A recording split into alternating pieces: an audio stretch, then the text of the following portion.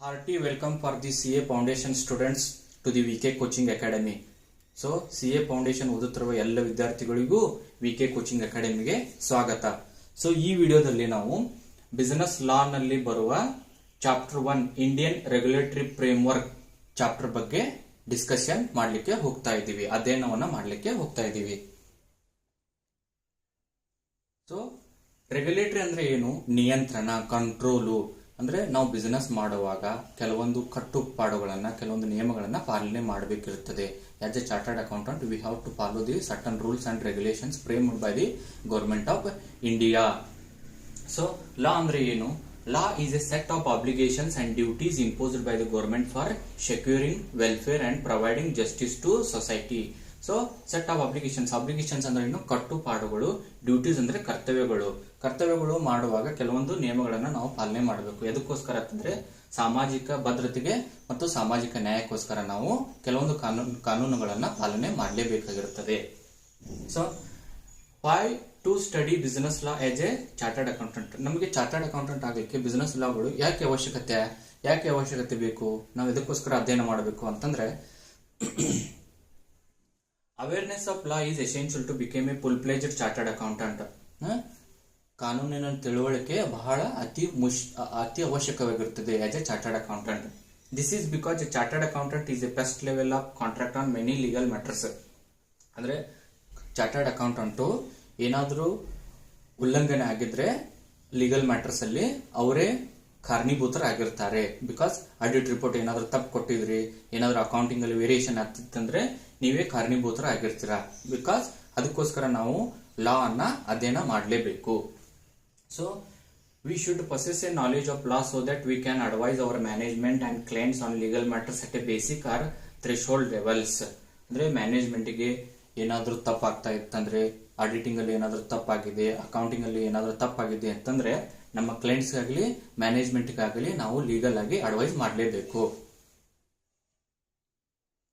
Sources of law ಅಂತಂದ್ರೆ ಕಾನೂನಿನ ಮೂಲ ಯಾವುದು? The main source of law in India are the constitution. ಸಂವಿಧಾನವೇ ಕಾನೂನಿನ ಮೂಲ. ಸಂವಿಧಾನವೇ ಕಾನೂನಿನ ಮೂಲ ಅಂತ ನಾವು ಕರಿತೀವಿ. The statutes are law made by parliament and state assemblies.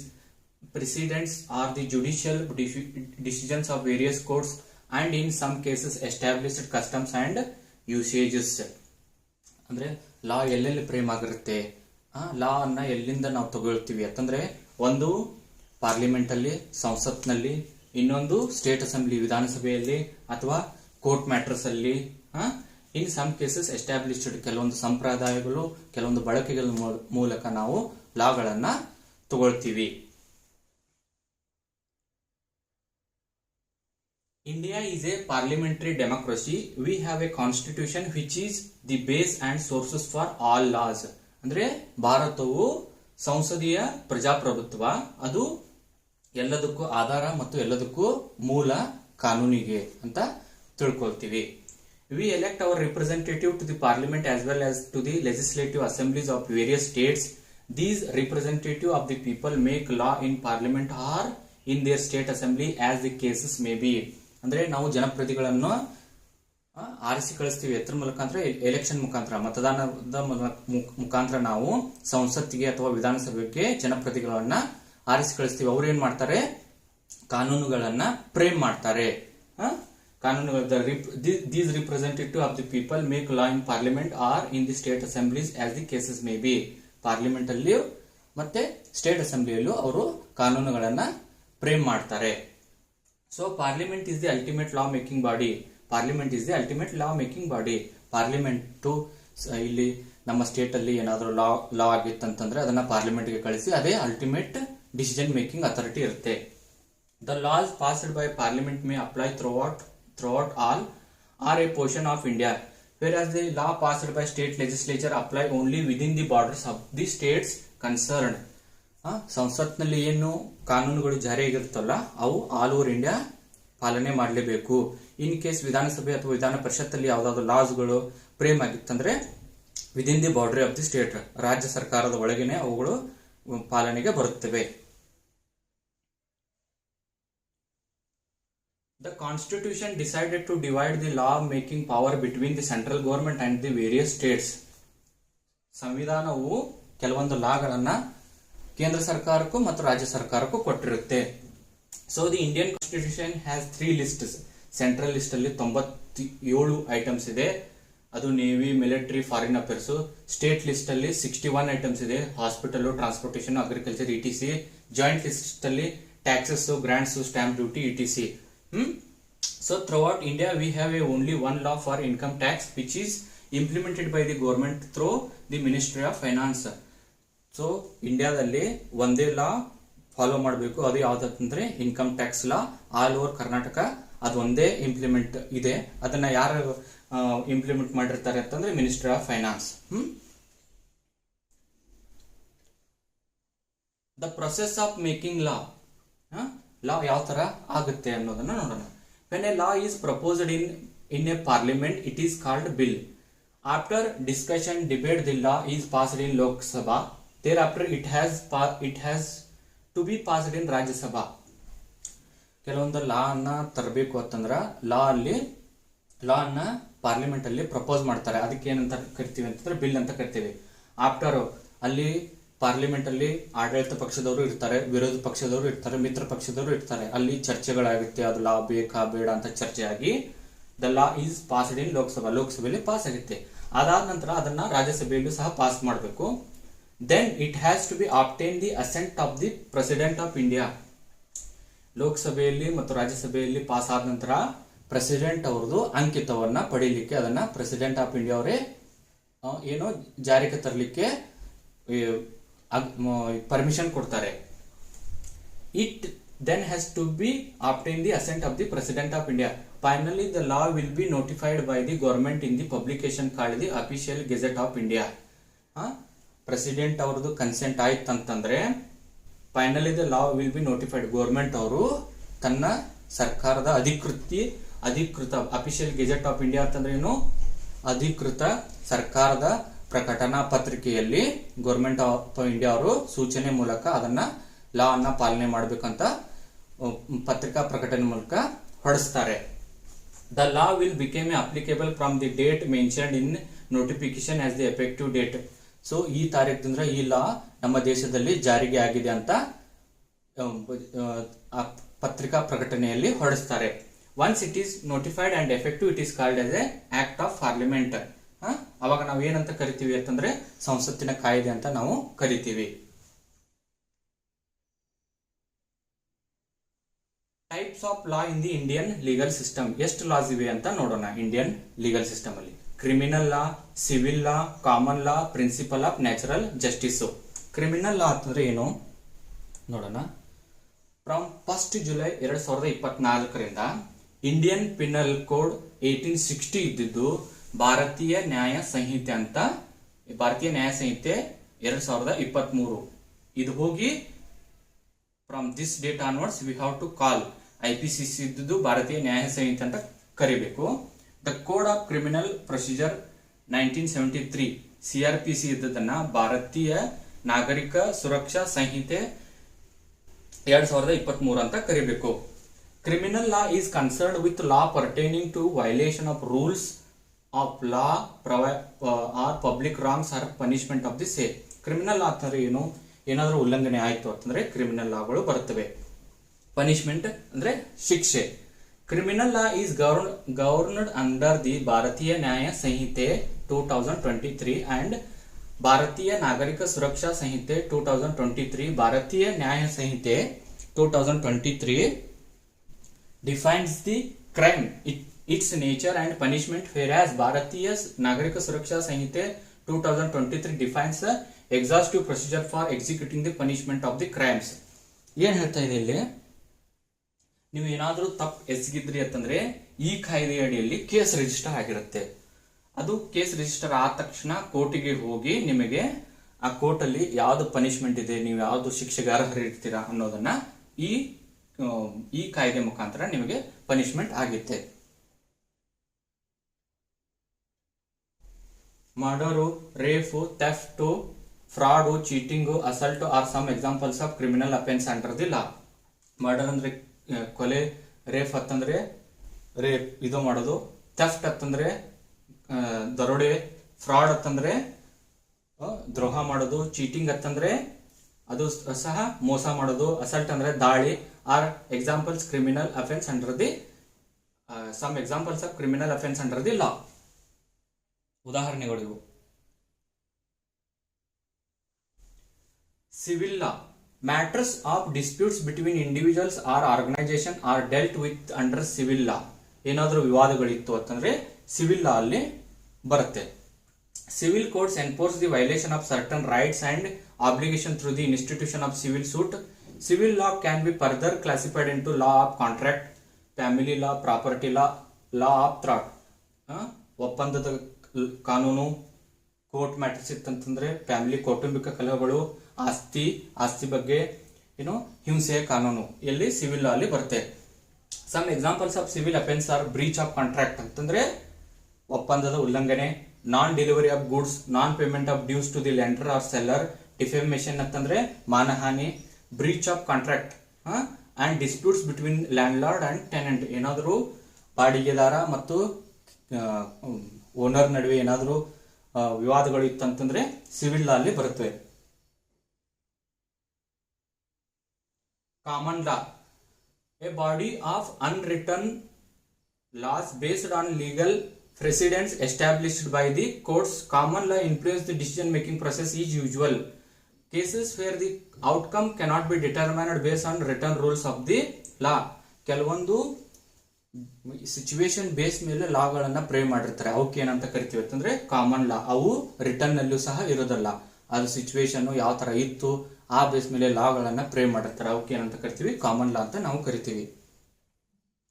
Principles of natural justice. Principles of natural justice. They are grounded in common law and apply to all legal process, ensuring that decisions are made fairly and without biases. ಅಂತಂದ್ರೆ ಇತರ related common law ಯಾವ ತರ ಇರುತ್ತಲ್ಲ, principal of natural justice ಅದೇ ತರನೇ ಇರುತ್ತೆ. ಅವು ಸಹ ನೈಜತೆ ಮತ್ತು ಪಕ್ಷಪಾತವಿಲ್ಲದೆ ಕೆಲವೊಂದು ಕಾನೂನುಗಳನ್ನ ಜಾರಿಗೆ ಮಾಡಿರ್ತಾರೆ, ಅವಕ್ಕೆ ಏನಂತ ಕರಿತೀವಿ ಪ್ರಿನ್ಸಿಪಲ್ಸ್ ಆಫ್ ನ್ಯಾಚುರಲ್ ಜಸ್ಟಿಸ್ ಅಂತ ಕರಿತೀವಿ. ಎನ್ಫೋರ್ಸಿಂಗ್ ದಿ ಲಾ, ಸೊ ಕಾನೂನನ್ನ ಯಾವ ತರ ಜಾರಿಗೆ ತರಬೇಕು. After a law is passed in parliament, it has to be enforced by somebody should monitor whether the law is being followed. Law parliament ಅಲ್ಲಿ pass ಆಯ್ತು ಅಂತಂದ್ರೆ ಅದು ಜಾರಿಗೆ ಆಗಿದೆ ಇಲ್ಲೋ ಅನ್ನೋದನ್ನ ನೋಡ್ಬೇಕೆ, ಮಾನಿಟರ್ ಮಾಡ್ಲಿಕ್ಕೆ ಒಂದು ಮಿನಿಸ್ಟರಿಯನ್ನ ನೇಮಕ ಮಾಡಿರ್ತಾರೆ ಸೆಂಟ್ರಲ್ ಗವರ್ಮೆಂಟ್ ಅವರು.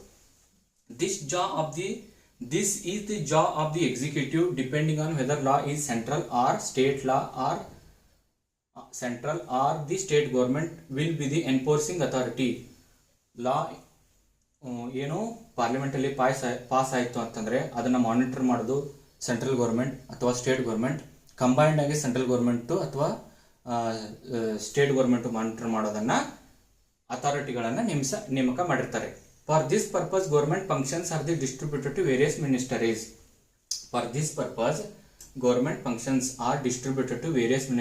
ಇತರ ಸಲುವಾಗಿನೇ ಗವರ್ಮೆಂಟ್ ಅವರು ಮಿನಿಸ್ಟರಿಗಳಿಗೆ ಅಧಿಕಾರವನ್ನ ಕೊಟ್ಟಿರುತ್ತಾರೆ. Some of popular ministries are the Ministry of Finance, the Ministry of Corporate Affairs, the Ministry of Home Affairs, the Ministry of Law and Justice, and so on.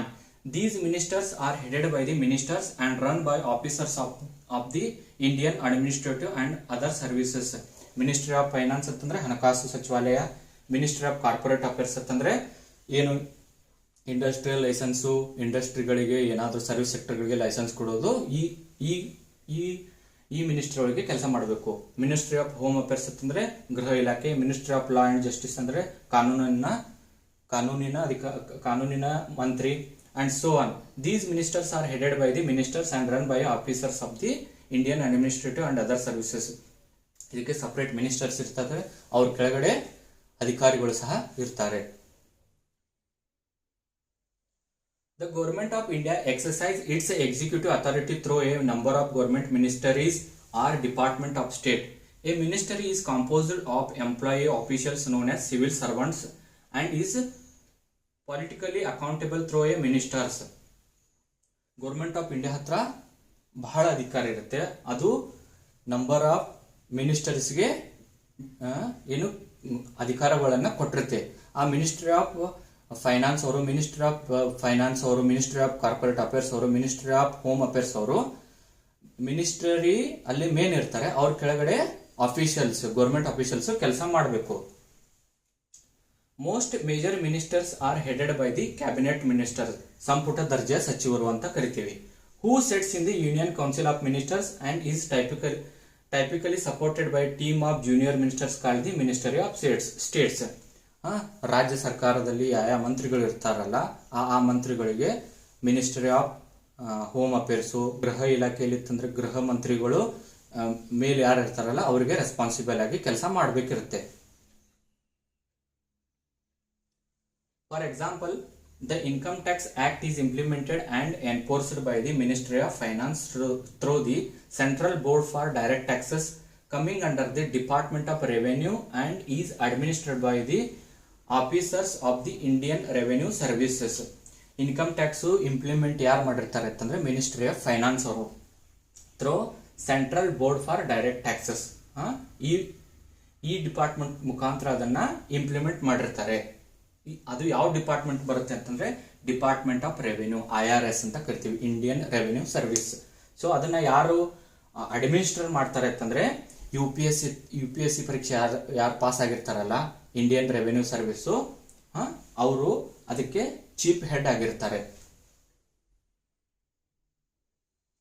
So we look in to some major ministries and laws which are enforced by them.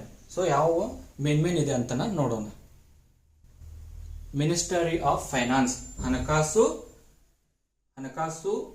ಸಚಿವೆ, ಹಣಕಾಸು ಇಲಾಖೆ. Ministry of finance, ವಿತ್ತ ಮಂತ್ರಾಲಯ, ಹಣಕಾಸು ಸಚಿವಾಲಯ, is A ministry within the government of India concerned with the economy of India, serving as the treasury of India. So ministry of finance ಅಂತಂದ್ರೆ ಏನು? ಅದು ಭಾರತದ ಒಂದು ಖಜಾನೆ. In particular, it concerns itself with the taxation, financial legislation, financial institution, capital markets, center and state finance and the union budget.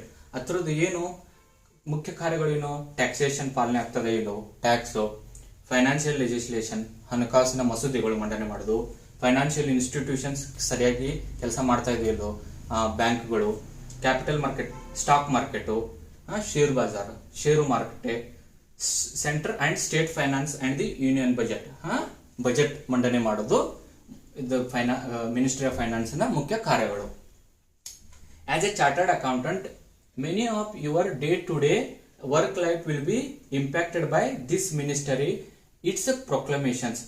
ಪ್ರೊಕ್ಲಮೇಷನ್ಸ್ ಅಂದ್ರೆ ಏನು? ಘೋಷಣೆಗಳು. ಅದು ಏನಾದರೂ ಮಿನಿಸ್ಟ್ರಿ ಆಫ್ ಫೈನಾನ್ಸ್ ಅವರು ಏನಾದರೂ ಅಮೆಂಡ್ಮೆಂಟ್ ಮಾಡಿದ್ರು, ಏನಾದರೂ ಘೋಷಣೆಗಳು ಮಾಡಿದ್ರಂದ್ರೆ ಚಾರ್ಟರ್ಡ್ ಅಕೌಂಟೆಂಟ್ ಅವರು ಹತ್ರದ್ದು ಅವೇರ್ನೆಸ್ ನಮಗೆ ಇರಲೇಬೇಕು. ಹತ್ರದ ತಿಳುವಳಿಕೆ ನಮ್ಮ ಪ್ರಾಕ್ಟೀಸ್ ಅಲ್ಲಿ ನಾವು ಪ್ರಾಕ್ಟೀಸ್ ಮಾಡ್ಕೊಂತ ಹೋಗ್ತಾ ಇರಬೇಕು. This ministry is so important that the many ministers have prepared to hold the portfolio of finance ministers. ಎಲ್ಲರೂ ಅಲ್ಲಿ ದುಡ್ಡು ಇರುತ್ತೆ ಅಂತಂದ್ರೆ ಎಲ್ಲರೂ ಫೈನಾನ್ಸ್ ಮಿನಿಸ್ಟ್ರಿ ಆಗ್ಲಿಕ್ಕೆ ಇಷ್ಟಪಡ್ತಾರೆ. One of the important functions of the finance minister is the presentation of the union budget. Budget ಅನ್ನ ಮಂಡನೆ ಮಾಡೋದು ಮೇನ್ ಕಾರ್ಯವಾಗಿರುತ್ತೆ minister of finance. This annual event is eagerly awaited by the professionals and the common man, as it provides for the rates of taxes and the budget allocation for the ensuing year. So budget ಮಂಡನೆ ಮಾಡೋದು ಎಲ್ಲರೂ common man ಇಂದ ಹಿಡಿದು ಯಾರು ಶ್ರೀಮಂತರು ಇರ್ತಾರಲ್ಲ ಅವರು ಸಹ ಬಜೆಟ್ ಅನ್ನ ನೋಡ್ಕೊಂತ ಇರ್ತಾರೆ. ಅಲ್ಲಿ ಯಾವ್ದು ರೇಟ್ ಜಂಪ್ ಆಯ್ತು, ಟ್ಯಾಕ್ಸ್ ಸ್ಲ್ಯಾಬ್ಸ್ ಏನು ಅನ್ನೋದನ್ನ ನೋಡ್ಕೊಂತಾನೆ ಇರ್ತಾರೆ. The current finance minister of India is Nirmala Sitharaman. Constitution of the Ministry of Finance. So Ministry of Finance ಅಲ್ಲಿ ಯಾವ ತರ ಅದು ರಚನೆ ಆಗಿದೆ ಅನ್ನೋದನ್ನ ನೋಡೋಣ. It is the apex controlling authority of 4 central civil services: IRS, Indian Revenue Service, Indian Audit and Account Service, Indian Economic Service, Indian Civil Account Service. So ಇಲ್ಲಿ ಈ 3 ವಿಂಗ್ಗಳು ಮಿನಿಸ್ಟ್ರಿ ಆಫ್ ಫೈನಾನ್ಸ್ ಅಲ್ಲೇನೆ ಬರುತ್ತೆ. 4 ವಿಂಗ್ಗಳು ಈ ಮಿನಿಸ್ಟ್ರಿ ಆಫ್ ಫೈನಾನ್ಸ್ ಅಲ್ಲಿನೇ ಬರುತ್ತೆ.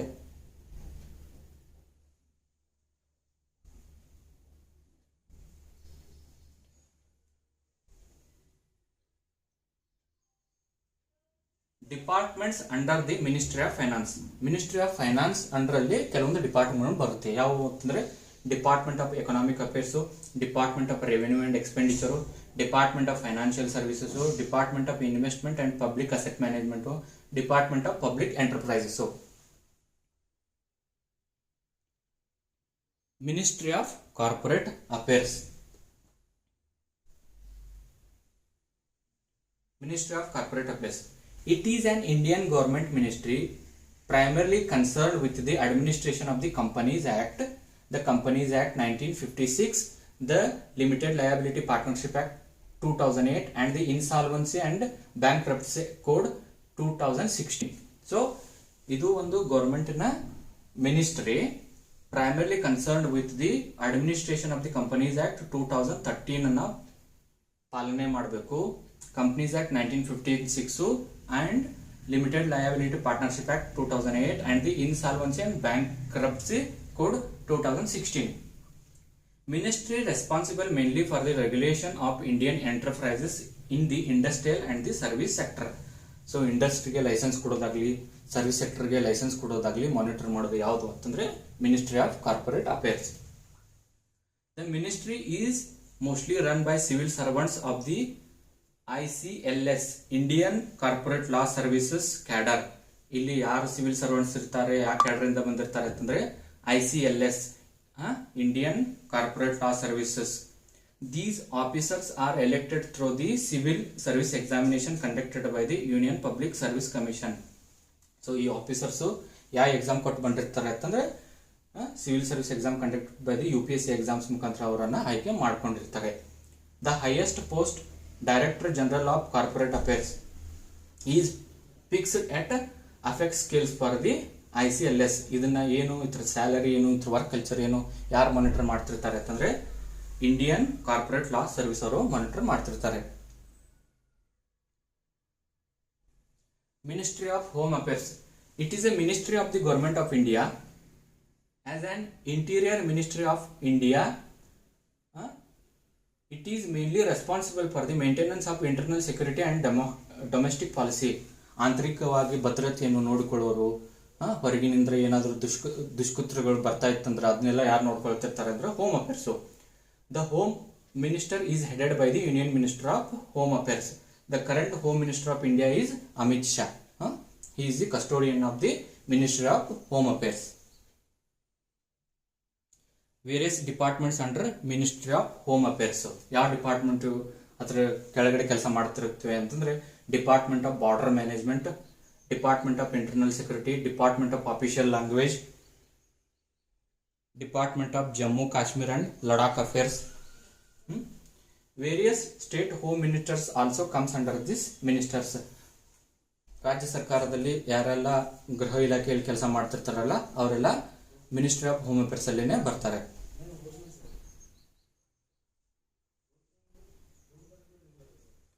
Department of official language, central translation bureau, central Hindi training institution, directorate of census operations ಅವರು ministry of home affairs ಅಲ್ಲಿನೇ ಬರ್ತಾರೆ. Ministry of law and justice.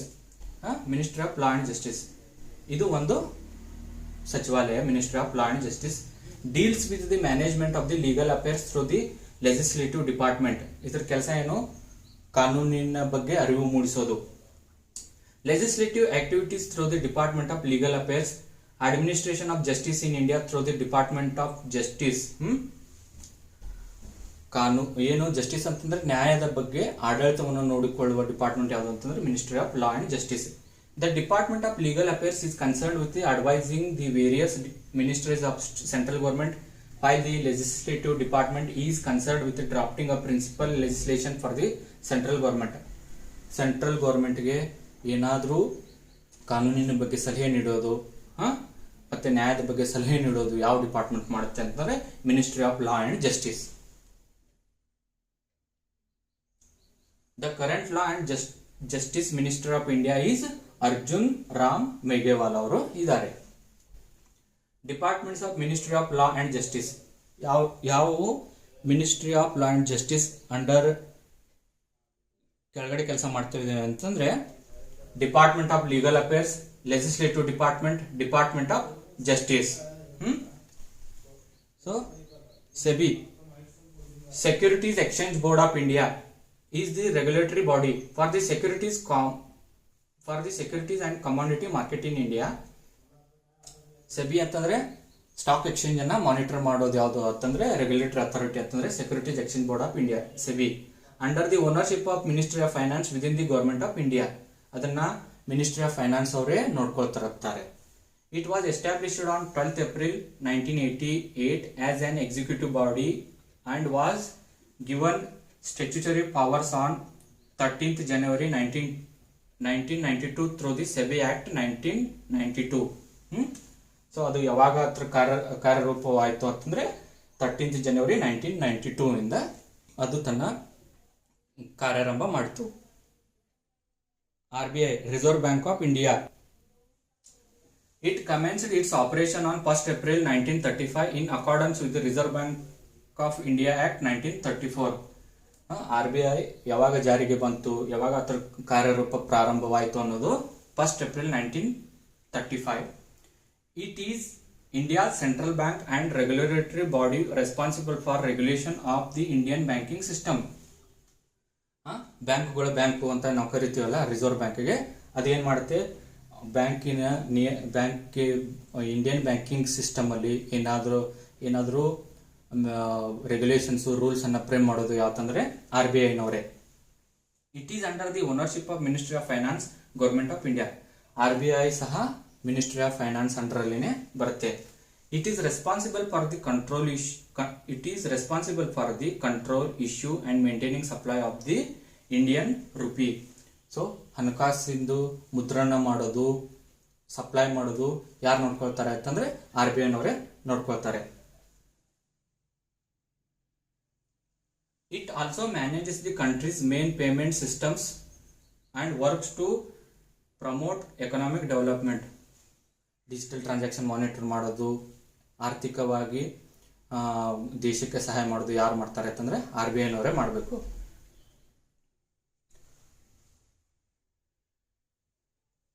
RBI established the National Payment Corporation of India as one of its established division to regulate the payment and settlement system in India. ಬ್ಯಾಂಕ್ಗಳು NEFT, RTGS ಯಾರು ಮಾಡ್ತಾರೆ ಅಂತಂದ್ರೆ RBI ನವರೇ ಮಾಡ್ತಾರೆ. ಭಾರತೀಯ reserve bank note ಮುದ್ರಣ is specialised division RBI through which it prints and mints Indian currency notes in two of its currency printing press located in Mysore and Solobini. So note ಮುದ್ರಣ ಕೇಂದ್ರಗಳು ಎಲ್ಲಿವೆ ಅಂತಂದ್ರೆ ಮೈಸೂರು ಮತ್ತು ಸೊಲೋಬಿನಿ, West Bengal ಅಲ್ಲಿ ಮತ್ತು ಕರ್ನಾಟಕದಲ್ಲಿ ಮೈಸೂರಲ್ಲಿ ಇದೆ. IBBI, Insolvency and Bankruptcy Board of India. It was established on 1st October 2016 to given statutory powers through the Insolvency and Bankruptcy Code, which was passed by Lok Sabha on 5th May 2016. So ಇದನ್ನ ಎದಕ್ಕೆ ಜಾರಿಗೆ ತಂದ್ರು ಅಂತಂದ್ರೆ ಬ್ಯಾಂಕಿಗೆ ಸಾಲ ತಗೊಂಡವರು ಸಾಲ ಕಟ್ಟಿರಲ್ಲ, ದಿವಾಳಿ ಆಗಿರ್ತಾರೆ, ಅವುಗಳನ್ನ ವಸೂಲಿ ಮಾಡಲಿಕ್ಕೆ IBBI ಅನ್ನೋ ಬೋರ್ಡ್ ಅನ್ನ ಫಾರ್ಮೇಶನ್ ಮಾಡಿರ್ತಾರೆ.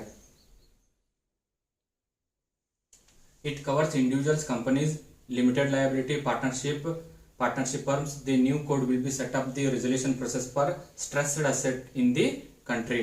So ಬ್ಯಾಂಕ್ಗಳು ಯಾರಾದ್ರೂ ಲೇವಾದೇವಿ ಮಾಡೋರು ಏನಾದರೂ ಬಹಳ ಟಾರ್ಚರ್ ಮಾಡಾಕತ್ತಿತ್ತು ಅಂತಂದ್ರೆ ಈ insolvency and bankruptcy board of ಇಂಡಿಯಾದವರು ಮಾನಿಟರ್ ಮಾಡ್ತಿರ್ತಾರೆ. It attempts to simplify the process of insolvency and bankruptcy proceedings. ಅದು ಸಾಲವನ್ನು ಮರುಪಾವತಿ ಮಾಡೋದಿತ್ತು, ಏನಾದರೂ ಕಟ್ಟಬಾಕಿ ಆಗ್ತಿತ್ತು, ದಿವಾಳಿ ಆಗ್ತಂತಂದ್ರೆ ಆ ಬೋರ್ಡ್ ಅವರೇ ಅದನ್ನ ಮಾನಿಟರ್ ಮಾಡಿ ವಸೂಲಿ ಮಾಡ್ತಿರ್ತಾರೆ. It handles the cases using two tribunals like NSLT, National Company Law Tribunal, and Debt Recovery Tribunal. So debt ಅಂತಂದ್ರೆ ಸಾಲ, ಅದನ್ನ ಸಾಲ ರಿಕವರಿ ಮಾಡೋ ನ್ಯಾಯಮಂಡಳಿಗಳನ್ನ ನೇಮಕ ಮಾಡಿರ್ತಾರೆ. ಅವು ಯಾವ್ಯಾವ ಅಂತಂದ್ರೆ national company law tribunal and ಡೆಪ್ಟ್ recovery tribunal. Structure of the Indian judicial system. When there is a dispute between citizen or between citizens and the government, these disputes are resolved by the judiciary. ನ್ಯಾಯಾಲಯಗಳು ವಿವಾದಗಳನ್ನ ಚರ್ಚೆ ಮಾಡಿ ಬಗೆಹರಿಸುತ್ತೆ. Dispute ಅಂತಂದ್ರೆ ವಿವಾದ. Functions, regulations of the interpretation of the acts and courts. ಏನ್ ಮಾಡುತ್ತೆ Indian judicial system? Functions ಏನು ಅಂತಂದ್ರೆ regulate ಮಾಡೋದು, ನಿಯಂತ್ರಣವನ್ನು ತೆಗೆದಿಟ್ಟುಕೊಳ್ಳೋದು. ಡಿಸ್ಪ್ಯೂಟ್ಸ್ ರೆಸಲ್ಯೂಷನ್, ವಿವಾದಗಳನ್ನ ಬಗೆಹರಿಸೋದು. Promotion of fairness among the citizen of the land, ನೈಜತೆಯನ್ನ ಕಾಪಾಡಿಕೊಳ್ಳೋದು.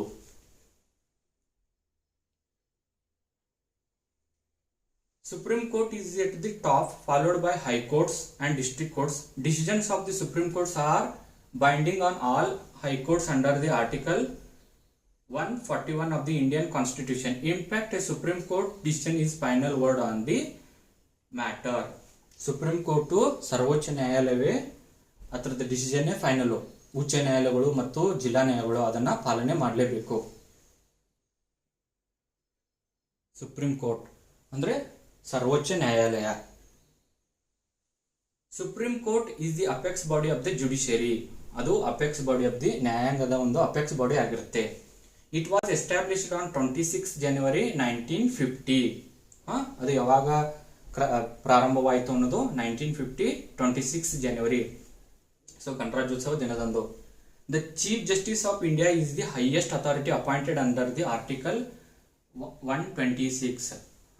ಮುಖ್ಯ ನ್ಯಾಯಾಧೀಶರು, ಸರ್ವೋಚ್ಚ ನ್ಯಾಯಾಲಯದ ಮುಖ್ಯ ನ್ಯಾಯಾಧೀಶರು ಯಾವ ಆರ್ಟಿಕಲ್ ಅಲ್ಲಿ ಅಪಾಯಿಂಟ್ ಆಗಿರ್ತಾರೆ ಅಂತಂದ್ರೆ 126.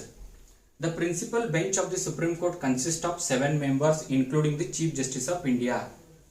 ಸುಪ್ರೀಂ ಕೋರ್ಟ್ ಅಲ್ಲಿ ಒಂದು ಪೆನಲ್ ಇದೆ. ಆ ಪೆನಲ್ ಅಲ್ಲಿ ಎಷ್ಟು ಜನರು ಇರ್ತಾರೆ ಅಂತಂದ್ರೆ 7 ಜನ, ಇನ್ಕ್ಲೂಡಿಂಗ್ ದಿ ಸರ್ವೋಚ್ಚ ನ್ಯಾಯಾಲಯದ ಮುಖ್ಯ ನ್ಯಾಯಾಧೀಶರು.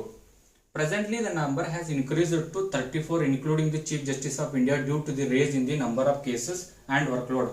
ಮುಂಚೆ ಎಲ್ಲ 7 ಜನ ಇದ್ರು, ಈಗ 34 ಜನ ಆಗಿದ್ದಾರೆ. ಯಾಕಂತಂದ್ರೆ ಜಾಸ್ತಿ ಕೇಸಸ್ ಬರೋದ್ರಿಂದ, ಜಾಸ್ತಿ ಕೆಲಸ ಜಾಸ್ತಿ ಆಗಿದ್ರಿಂದ ಈ ನಂಬರ್ ಹೆಚ್ಚಿಗೆ ಆಗಿದೆ.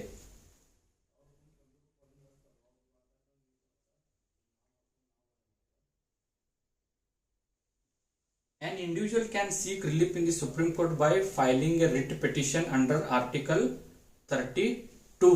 ಈ ಆರ್ಟಿಕಲ್ಗೆ heart and soul of our constitution ಅಂತ ಕರಿತೀವಿ. ಸೊ ಏನಾದರೂ ಫಂಡಮೆಂಟಲ್ ರೈಟ್ಸ್ ಅಲ್ಲಿ ಉಲ್ಲಂಘನೆ ಆಗಿತ್ತು, ಪಾಲನೆ ಮಾಡಲಿಕ್ಕೆ ಒಬ್ಬ ವ್ಯಕ್ತಿಗೆ ಸ್ವಾತಂತ್ರ್ಯ ಇರಲಿಲ್ಲ ಅಂತಂದ್ರೆ he can file a writ petition, ಮೇಲ್ಮನವಿಯನ್ನ ಅವನು ಸಲ್ಲಿಸಬಹುದು. ಈ ಆರ್ಟಿಕಲ್ 32 ಅಲ್ಲಿ. The current and 5th Chief Justice is Justice Dhananjay Y. Chandrachud. ಸರ್ವೋಚ್ಚ ನ್ಯಾಯಾಲಯದ ಮುಖ್ಯ ನ್ಯಾಯಾಧೀಶರು ಯಾರು ಹೀಗಿದ್ದಾರೆ ಅಂತಂದ್ರೆ ಧನಂಜಯ್ ವಾಯ್ ಚಂದ್ರಚೂಡ್. ಹೈಕೋರ್ಟ್ ಉಚ್ಚ ನ್ಯಾಯಾಲಯಗಳು ಅಂದ್ರೆ ರಾಜ್ಯ ಸರ್ಕಾರದ court. The highest court of appeal in each state and union territory is high court. ರಾಜ್ಯ ಮಟ್ಟದಲ್ಲಿ ಏನಾದರೂ ವಿವಾದಗಳು ಆಗ್ತಂತಂದ್ರೆ ಅದರದ್ದು ಇಮಿಡಿಯೇಟ್ ಅಥಾರಿಟಿ ಯಾರಿಗಿರುತ್ತೆ ಅಂತಂದ್ರೆ ಉಚ್ಚ ನ್ಯಾಯಾಲಯ, ಹೈಕೋರ್ಟ್ಗೆ. Article 214 of the Indian Constitution state that there must be a high court in each state. ರಾಜ್ಯದಲ್ಲಿ ಹೈಕೋರ್ಟ್ ಇರಲೇಬೇಕು ಅನ್ನೋದು ಯಾವ ಆರ್ಟಿಕಲ್ ಹೇಳುತ್ತೆ? 214. The High Court has appellate, original jurisdiction and supervisory jurisdiction. However, Article 227 of the Indian Constitution limits a High Court supervisory power. High court ಮೇಲ್ಮನವಿದಾರರು, original ಮೂಲ ನ್ಯಾಯ ವ್ಯಾಪ್ತಿ, ಅದು ಸೂಪರ್ವಿಷನ್ ಸಹ ಮಾಡಬಹುದು. However article 227 of the Indian constitution limits a high court supervisory power. ಈ article high court limit ಇದೆ. ರಾಜ್ಯ ಸರ್ಕಾರದ ಕೋರ್ಟ್ಗಳು ಯಾವ ಬಾರ್ಡರ್ ಅಲ್ಲಿ ಕೆಲಸ ಮಾಡಬೇಕು ಅನ್ನೋದು ಈ ಆರ್ಟಿಕಲ್ ಅಲ್ಲಿ ನಮೂದಾಗಿರುತ್ತೆ. In India there are 25 high courts, one for each state, union territory and one for each state and union territory. 25 ಹೈಕೋರ್ಟ್ಗಳಿವೆ. one for each state, union territory and one for each state and union territory. ಹೈಕೋರ್ಟ್ಗಳು 25 ಹೈಕೋರ್ಟ್ಗಳಿಗೆ, union ಟೆರಿಟರಿಗಳಿಗೆ, ಕೇಂದ್ರಾಡಳಿತ ಪ್ರದೇಶಗಳಿಗೂ ಸಹ high court ಇದೆ. 6 states share a single high-court. 6 ರಾಜ್ಯಗಳು ಒಂದು high court ಅಲ್ಲಿನೇ ಪಾಲನೆ ಮಾಡ್ತವೆ. ಯಾವ್ಯಾವ ಅಂತಂದ್ರೆ Punjab, Haryana, Assam, Nagaland, Arunachal Pradesh and Mizoram. An individual can seek remedies against violation of fundamental rights in High Court by filing a writ under Article 226. So, fundamental rights ಅಂತಂದ್ರೆ ಮೂಲಭೂತ ಹಕ್ಕುಗಳು ಉಲ್ಲಂಘನೆ ಆಗಿದ್ದಲ್ಲಿ ಈ ಆರ್ಟಿಕಲ್ ಕೇಸ್ ರಿಜಿಸ್ಟರ್ ಮಾಡಿ ಮೇಲ್ಮನವಿಯನ್ನ ಹೈಕೋರ್ಟ್ ಅಲ್ಲಿ ಅವನು ಸಲ್ಲಿಸಬಹುದು. ಫಂಡಮೆಂಟಲ್ ರೈಟ್ಸ್ ಅಂದ್ರೆ ಯಾವುವು? ಮೂಲಭೂತ ಹಕ್ಕುಗಳು 6 ಯಾವ ಅಂತಂದ್ರೆ right to freedom, right to equality, right to freedom of religion, right to freedom of expression, cultural and educational rights, ಮತ್ತೆ right to constitutional remedies. The oldest high court in the country is the Kolkata High Court, established on 2nd July 1862. ಅಂದ್ರೆ ಹಳೆ court ಯಾವುದು ಅಂತಂದ್ರೆ Kolkata high court. District court ಜಿಲ್ಲಾ ನ್ಯಾಯಾಲಯಗಳು. Below the high courts R the district court. ಉಚ್ಚ ನ್ಯಾಯಾಲಯಗಳ ಕೆಳಗಡೆ ಯಾವ್ಯಾವೆಲ್ಲ ಬರ್ತಾವೆಲ್ಲ ಅವಕ್ಕೆ ಏನಂತ ಕರಿತೀವಿ? ಜಿಲ್ಲಾ ನ್ಯಾಯಾಲಯಗಳು.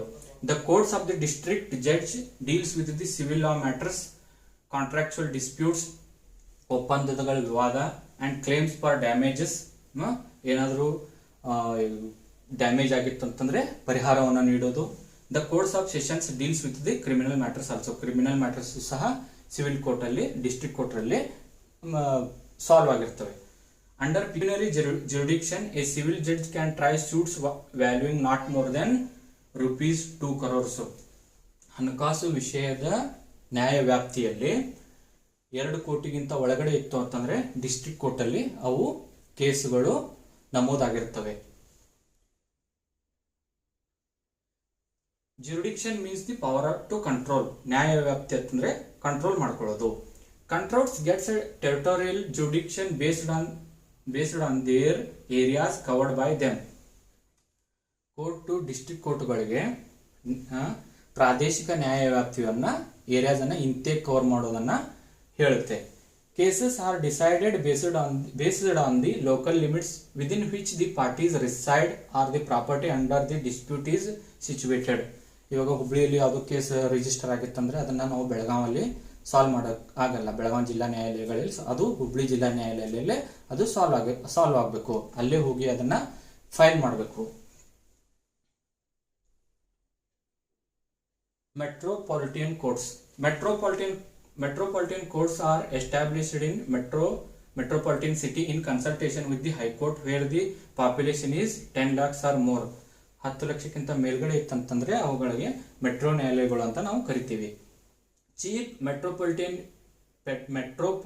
Magistration has a power as a Chief Judicial Magistrate, and the Metropolitan Magistrate has a power as a court of a magistrator of the first class. ಇವು ಇಲ್ಲಿ ಯಾರು ಮುಖ್ಯ ನ್ಯಾಯಾಧೀಶರು ಇರ್ತಾರೆ ಅವ್ರಿಗೆ ಏನಂತ ಕರಿತೀವಿ? ಚೀಫ್ ಮೆಟ್ರೋಪಾಲಿಟಿಯನ್ ಮ್ಯಾಜಿಸ್ಟ್ರೇಟರ್ ಅಂತ ನಾವು ಕರಿತೀವಿ. ಅವರು ಚೀಫ್ ಜುಡಿಷಿಯಲ್ ಮ್ಯಾಜಿಸ್ಟ್ರೇಟ್ ಮಾಡ್ಕೋಬೇಕು. Metropolitan magistration has a power as a court of magistrator of the first class. ಅವರಿಗೂ ಸಹ ಹೈಕೋರ್ಟಿನ ಅನುಮೋದನೆ ತಗೊಂಡೆ ಅವರು ಏನು ರೂಲ್ಸ್ ಇದೆ, ಲಾಸ್ ಇದೆ ಅವುಗಳನ್ನ ಪಾಲನೆ ಮಾಡಬೇಕಿದೆ.